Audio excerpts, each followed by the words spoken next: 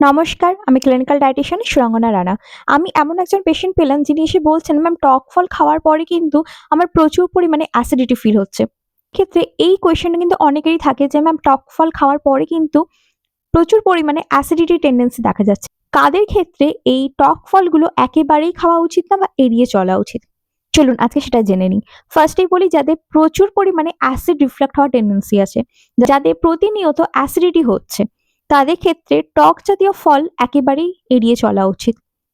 Second, GERD, যাদের এই ডিজিজটা আছে, যারা এই ডিজিজে ভুক্তভোগী, তাদের ক্ষেত্রে কিন্তু টক ফল একেবারেই ডায়েটের মধ্যে রাখা চলবে না। আইবিএস, আইবিএস নিয়ে আমি প্রচুরবার বলেছি, আইবিএস যাদের সমস্যা আছে তাদের ক্ষেত্রেও এই টক, লেবু জাতীয় ফল, এই ধরনের জিনিসগুলো কিন্তু টোটালি অ্যাভয়েড করে চলতে হবে। আলসার, যাদের স্টমাক আলসার আছে, তাদের ক্ষেত্রেও কিন্তু এই টক ফল ভীষণভাবে এফেক্ট করে। তো অবশ্যই যাদের এই ধরনের সমস্যায় ভুক্তভোগী, তারা অবশ্যই এই টক, লেবু জাতীয় ফলগুলোকে একটু অ্যাভয়েড করে চলুন। তার অল্টারনেটিভ ফ্রুটস ডেফিনেটলি আপনার ডায়েটের মধ্যে রাখুন।